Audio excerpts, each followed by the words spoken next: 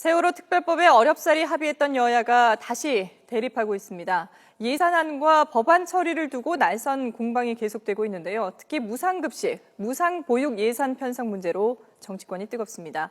또 관심을 모았던 새누리당 지도부와 공무원 단체의 만남은 극명한 입장차만 확인하고 말았습니다. 정치권 이슈들 경희대 허성우 교수 그리고 인천대 이준환 교수와 함께 얘기 나눠보겠습니다. 두 분 어서 오십시오. 안녕하십니까? 네.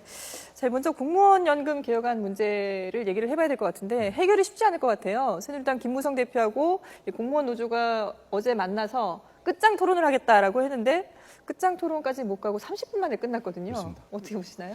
일단 저는 뭐 좀 긍정적으로 봅니다. 왜냐하면 일단 만난 것 자체가 네, 일단 만남 예. 자체에 또 의미를 갖고 네. 이런 말 있지 않습니까? 주먹을 쥐고 있으면 악수를 할 수가 없다고 하듯이 네. 일단은 어쨌든 만나서 일단 교감을 1차적으로 했다는 거죠. 물론 만나서 30분 만에 끝난 것은 서로 입장 차이가 워낙 극명하니까 예. 그리고 어쨌든 정부 입장에서는 금년 안에 이것을 해결해야 되고 네. 또 골든타임을 놓치면 안 되다 보니까 그러니까 그나마 전공로에서는 볼 때는 이것을 지나치게 시간적으로 밀어붙일 사항이 아니라고 보는 거죠. 네. 왜냐하면 자신들의 어떤 생존의 문제에 걸리기 때문에 예. 좀 더 어떤 시간을 두고 좀 고민해보자 이런 측면이 있기 때문에 근데 그러나 어쨌든 일단 한번 만났기 때문에 예. 어떤 다음번에는 구체적이고 네. 진짜 뭐 정부에서 지금 시행하려고 하는 예. 하우 상박 그 방식을 어떻게 전공론에서 받아들일 건지 아니면 새로운 안이 있으면 그것도 내놓을 것인지 네. 이런 부분들 또 특히 이 부분은 야당과의 협상 과정에서도 논란이 있을 수 있으니까 그렇죠. 그러나 이 부분들은 어쨌든 두 번, 세 번 이렇게 뭐 여당 지도부에서 의지를 갖고 만나게 되면은 네. 또 설득하고 하다 보면은 협상안이 틀림없이 나올 거라고 봅니다. 예. 그렇다고 해서 지금 그 가장 중요한 것은 국민 여론이지 않습니까? 네. 국민 여론도 공무원 연금 계획에 대해서는 조금 지금 긍정적으로 가고 있지 예. 않습니까? 그렇기 때문에 아마 전공로가 대표성은 있지만은 네. 그래도 전공로 전체도 국민들의 여론을 의식하지 않을 수밖에 없다. 그러다 보면은 계속 만나다 보면은 네. 어떤 저는 답이 나온다고 봅니다. 만나다 보면 답이 나오긴 하겠지만 그래도 지금 연내 처리를 하려면 시간은 좀 부족하지 않을까 싶은데요. 그 안에 어떻게 좀 협상이 잘 이루어질 수 있을까요? 연내 처리 가능성이 좀 낮죠. 예. 어저께 그 김무성 대표도 연내 처리하겠다라고 하는 것은 네이버에서 나간 적은 없다고 네. 했는데 연내 처리 가능성은 여야의 합의도 조금 봐야 되는 거고 네. 또 공무원 노조 측의 입장도 있기 때문에 좀 시간은 걸릴 것 같습니다. 예. 그러나 뭐 이게 국민적으로도 필요성을 좀 느끼는 편이고 네. 야당에서도 그 필요성을 뭐 인정하지 않을 수 없는 상황이죠. 그러나 이제 야당도 자신의 그 안을 낼 거고요. 네. 또 이러다 보면 여야 간의 협상을 거쳐서 올해는 아니다 하더라도 그 어느 때보다 뭐 김무성 대표가 대표 발의를 하고 예. 새누리당 전원이 또 같이 당론 발의를 했기 때문에 일단 발의가 됐고 또 야당의 안을 또 협상을 해가면서 조금 여당 안이 바뀌는 네. 그래서 합의를 벌어 나간다면 내년 상반기에는 뭐 그런 그 타결 가능성도 없지는 않은 과거보다는 굉장히 조건은 성숙하는 상황이라고 보고 있습니다. 예. 그리고 지금 이제 여당에서도 네. 어제는 이제 처음 만나기 때문에 네. 결렬될 수밖에 없는 상황입니다. 왜냐하면 서로 그 전공로에서 감정이 격화되기 때문에 네. 그렇고 그러나 아마 여당에서도 이런 이제 그 공무원 연금 계획을 하면서 그 과정 속에서 아마 지금 공무원들이 받고 있는 수당이나 이런 부분들을 좀 처우 개선하면서 안을 내놓고 이렇게 하면은 네. 안을 내놓으면서 뭔가 조정하는 방향으로 잡게 되면은 아마 일정 부분 뭐 시간적으로는 예. 어떻게 될지 모르겠습니다만 그래도 접점을 찾을 가능성이 높다. 그 아까 얘기한 대로 네네네. 그냥 단순하게 만나는 게 아니거든요. 이미 여당에서는 그 안을 갖고 있단 말입니다. 예. 그렇기 때문에 그런 안들을 내놓으면서 하나하나씩 해결해 가면은 틀림없이 대화는 충분히 될 것으로 봅니다. 근데 이 상황을 지켜보고 있는 새정치민주연합 같은 경우도 사실 입장이 상당히 좀 난처한 것 같아요. 개혁을 해야 된다는 거는 동감을 하고 언젠가는 이걸 개혁을 해야 된다라고 생각은 하지만 여기다가 적극적으로 개입하자니 좀 그렇고 그렇다고 또 빠지기도 그렇고 지금 입장이 좀 모호하지 않습니까? 참 야당의 태도가 참 진짜 애매모호하죠. 근데 야당도 이렇게 할 것이 아니고 네. 야당도 언젠가는 이제 전공로하고 일정 부분 이제 그 대화가 어느 정도 진행되면은 네. 야당도 여기에 대한 구체적인 그 야당이 안을 내놔야 됩니다. 예. 언제까지나 전공로 뒤에 숨어 있을 수는 없거든요. 네. 그렇기 때문에 야당도 일정 부분 아마 그 이 부분과 태스크포스 팀이 만들어져서 그 구체적인 안을 아마 갖고 있을 겁니다. 그러나 일정 어느 시간이 되면 야당도 그 안을 내놔야 됩니다. 네. 그러나 지금처럼 이 어정쩡한 태도, 국민 눈치 보는 이런 모습은 정말로 야당의 모습은 아니다. 자기들이 분명한 입장을 좀 그 내놓는 것도 굉장히 중요한데 중요한 것은 뭐냐면은 문희상 위원장이 이럴 때 계작두의 어떤 그 힘을 한번 발휘할 때가 됐다. 근데 아직도 이 계작두를 발휘하진 않네요. 네. 그러니까. 제가 봤을 때는 뭐 야당이 이 뭐 방향을 정하지 않고 있는 건 아닌 것 같아요. 첫 번째로서는 이제 이것을 사회적인 합의기구를 만들어서 네. 일방적이지 않고 이런 사회적인 합의 그리고 또 공무원 노조의 입장도 반영하는 그런 그 과정을 거치자라고 하는 게 첫 번째 원칙인 것 같고 두 번째로서는 이 중대한 일을 뭐 연내라고 하는 시간을 정해놓고 할 수는 없다. 차근히 시간을 이게 가지고서 이 문제를 협의해 나가야 된다라고 하는 원칙인 것 같고요. 또 세 번째로서는 이 새누리당 입장에서는 상박 하후형이라고 하는 얘기를 하지 않습니까? 그렇기 때문에 이것을 이 공무원 노조에서도 상박 하박의 그런 구조이기 때문에 이런 것들을 피하기 위해서 자체적으로 이 상한선을 정하고 하한선도 정하는 그래서 공무원들의 처우도 그 연금도 그렇게 크게 줄이지 않은 일반 공무원들의 혜택을 크게 줄이지 않는 방향들을 뭐 모색하고 있는 것 같고요. 이것을 아마 이 시간이 되면 여당한테 자체안을 제시를 해서 협상을 해 나갈 때가 올 거라고 저는 생각하고 있습니다.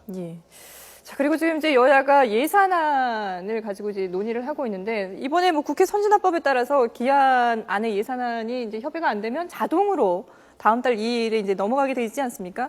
근데 과연 자동으로 넘어가게끔 될지 아니면 그 안에 좀 순조롭게 협상이 될지 어떻게 보시나요? 지금 이 국회 선진화법도 있고요. 그다음에 여당뿐만 아니라 야당의 지도부가 상당히 의회주의자들로 돼 있죠. 그래서 협상 가능성이 그 어느 때보다 높고 국회의장이 12월 2일까지 이 예산안을 처리하기 위해서 상당히 국회 여야 의원들을 모두 독려를 하고 있어요. 그래서 상임위원회별로 예산안들을 다 심의를 하고 있고요. 이런 것들을 보면은 그 어느 때보다도 이 예산안이 그 정해지는 시간 안에 여야 간의 합의를 볼 수 있는 그런 분위기는 조성돼 있다. 다만 이제 예산안을 처리하는 과정에서 이 새누리당에서는 그 예산 부수 법안이라고 하는 것들을 좀 껴 넣어서 상임위원회에서 통과되지 않을 수도 있는 쟁점 법안들을 이 자동 부의 과정에서 이 껴넣으려고 하는데 또 정의화 의장 같은 경우에는 이것을 다 받아들이지 않고 엄격하게 절차를 밟아서 예산정책처에서 나오는 것들을 잘 검토해가지고 처리하겠다라고 새누리당도 또 절차를 지키라 이런 입장이고 또 야당한테는 시간 안에 할 수 있게끔 최대한 같이 해나가자라고 하는 거기 때문에 저로서는 이것을 여당이 부수법안을 통과시키는데 좀 그 합리적으로 접근한다면 올해는 정해진 시간 안에 예산안이 타결될 가능성이 높다고 봅니다. 예산 부수 법안이 문제가 될까요? 예산 부수 법안은 조금 문제가 될 겁니다. 왜냐하면 지금 이거는 이제 소득세법하고 이제 법인세법 여러 가지 그 외에 전체 25가지가 되는데 이것도 이제 어떤 부분들은 이게 지금 민생 법안도 있고 어떤 부분은 그냥 정점 법안이 될 수 있습니다. 왜냐하면 소득세법 같은 거는 소득세법 구간을 정하는데 굉장히 논란이 많을 수밖에 없습니다. 왜냐하면 당장 국민들이 호주머니에 있는 거를 얼마나 채워줄 것인가, 덜어낼 것인가 이런 부분들이거든요. 그래서 이런 부분들을 야당이 이제 어쩌면은 이 공무원연금법이라든가 공무원연금법은 정부에서 일단 그 시간을 제한하기 때문에 그런 것들과 연동해서 뭔가 좀 이렇게 좀 연계하는 그런 법안을 처리하려고 하는데 어쨌든 이 부분은 자동으로 어쨌든 12월 1일에 일단 그 국회에 상정이 되기 때문에 국회 본회의에서 상당히 논란을 일으킬 것이다. 다만 지금 금년에 이제 내년 예산이 376조이기 때문에 이 367조를 편성하는 과정에 있어서 시간이 굉장히 부족합니다. 그러다 보니까 선진화법에서 자동으로 12월 2일 날 그 본회의에 들어가기 때문에 문제는 뭐냐면은 어차피 자동으로 넘어간다면은 그러면은 뭐가 횡행할 수 있느냐. 물론 여야가 그런 일이 없다고 했지만은 이 쪽지 예산이 또 난무할 가능성이 매우 높다. 과거보다는. 왜냐하면 과거에는 쪽지 예산을 반영하기에 시간이 좀 여유가 있었는데 지금은 쪽지 예산을 반영할 시간이 없기 때문에 쪽지 예산이 아마 치열하게 쪽지 예산이 그 예산 그러니까 쉽게 말하면 의원들 개개인의 예산 편성을 받기 위해서 그 부분이 오히려 굉장히 문제가 될 소지가 있다. 나중에 그걸 보면은. 네. 그래서 그 부분은 여야가 이번에 이런 부분들을 좀 자제할 필요가 있지 않나. 여다 지도부가. 물론 네. 지도부가 그렇게 안 하겠다고 했지만은 예. 또 막상 지금 상황이 전개되다 보면은 각 그 지방마다 그 예산들이 필요하기 그렇죠. 때문에 예. 그런 것들이 굉장히 좀 혼란을 일으킬 수 있다. 그런 부분들이 더 횡행할 수도 있죠. 오히려. 네. 예. 그런가 하면은 지금 또 무상복지 예산 문제가 정치권의 쟁점이 되지 않았습니까? 뭐 중앙정부, 지방교육청 간의 갈등이 정치권까지 이제 번지고 있는 양상인데 일단 그 먼저 양당의 입장을 한번 듣고 얘기를 나눠보도록 하겠습니다. 새누리당은 이미 전국의 무상급식 실태조사를 벌이고 있고 이를 계기로 사회적 재합의를 위한 논의가 진행되어야 한다는 것을 강조드립니다. 누리과정이라고 하는 공약은 박근혜 대통령이 내걸고 실제로는 예산을 편성하지 않고 지방자치단체, 교육청으로 떠넘기고 있습니다. 새누리당에서는 사회적 재합의를 위한 논의가 진행이 돼야 된다. 그리고 야당에서는 떠넘기기를 하고 있다라고 지금 주장을 하고 있는데, 근데 이 무상급식 같은 경우에는 사실 과거 오세훈 서울시장이 네네. 주민 참여 투표해가지고 아픈 기억이 있지 않습니까? 그러다 보니까 새누리당 입장에서도 이걸 강경하게 나가기도 좀 위험 부담도 있을 것 같아요. 이거는 뭐 위험 부담 차원이 아니죠. 네. 이거는 좀 지금 제가 볼 때는 이거는 여야를 떠나서 네. 이거는 국가적인 차원에서 예. 다뤄야 할 사안이다. 무상급식. 왜냐하면은 이게 이제 교육 현장의 이 무상급식 때문에 교육 현장의 예산 불균형 현상이 너무 심화되다 네. 보니까 실질적으로 그 혜택을 받아야 할 그 어떤 상황이 예. 전부 왜곡되고 있다는 거죠. 그렇죠. 예를 들어서 뭐 지금 무상급식으로 인해갖고 소외계층 복지라든가 예. 또 교육의 질 향상이나 이런 것들이 계속 지금 점차 감소되고 있거든요. 네네. 그러다 보니까 이거는 여야 문제가 아니죠. 예. 왜냐하면은 이 무상복지 이 문제는 반드시 그리고 정부에서 안 하겠다는 게 아니죠. 네네. 무상복지에 대해서 한번 재검토해보자. 그리고 선별적 복지를 한번 해보자라는 예. 그런 뜻이죠. 왜냐하면 결국은 그것이 국민 예산으로 국민 그 세금으로 내는 돈이기 때문에 그런 부분들을 다시 한번 재검토해보자는 뜻이기 때문에 네. 야당에서 무슨 저 오세훈 시장이 그걸 주민투표제를 해서 폐했기 때문에 야당이 그것은 당연히 지켜야 된다 이렇게 하지만은 그러나 엄격히 따지면은 그 당시에 예를 들어서 그 오세훈 시장의 투표율 그러니까 그 당시에 투표했던 네네. 투표율 서울 시민이 전체 민의가 반영됐다 하는 것도 그것도 명확하게 사실 된 건 아니거든요. 물론 결과론적으로 졌죠. 네. 그러나 그것을 지나치게 야당도 그것만 갖고 무조건 무상복지를 해야 된다 이런 식으로 국민들을 설득하는 데는 명분이 좀 약하다. 네. 그거는 여야를 떠나서 이거는 결국은 그 교육 현장에서 어떤 불균형 현상 이런 것들을 우리가 좀 냉정하게 다시 한번 평가해 볼 필요가 있다. 그런 차원에서 접근해야지 이거는 선거 논리라든가 진영 논리로 접근해서는 안 된다. 특히 그 여야 쟁점, 네. 그러니까 정치적 현안을 갖고 다뤄야지 예. 자꾸 이것을 뭐 진영 논리라든가 그다음에 각 그 정당 간의 이해관계를 네. 떠나야 된다고 저는 말씀드리고 예, 싶죠. 말씀하신 것처럼 무상복지는 이게 정치 쟁점화되면 안 되고 국민적인 그런 합의 사항으로 봐야 되는 큰 틀에서 봐야 되는 문제인 것만은 분명한데 그런데 이 무상복지 이슈가 예전에도 선택적 복지냐 뭐 보편적 복지냐 이걸 두고 이미 여야가 진영 싸움을 한 적이 있기 때문에 이게 다시 또 이런 되풀이되는 고 있는 그런 상황 아니겠습니까? 그렇죠. 지금 2010년 네. 지방선거 때도 그랬고 2012년 대통령 선거 때도 그랬죠. 그랬고 지금 그 다음 총선에도 또 이슈가 될수 2017년 있죠. 예. 대선에도 지금 그 복지 문제는 피할 수가 없는 쟁점이 될 겁니다. 네. 지금까지 가장 허 교수님도 지적했지만 증세를 안 하고 복지를 한다고 하는 여야의 입장 때문에 네. 지금 이런 문제가 더 커졌다고 보거든요. 솔직하게 지금 이 순간에는 필요한 것이 세금을 올려야 된다. 복지를 하다 보면 네.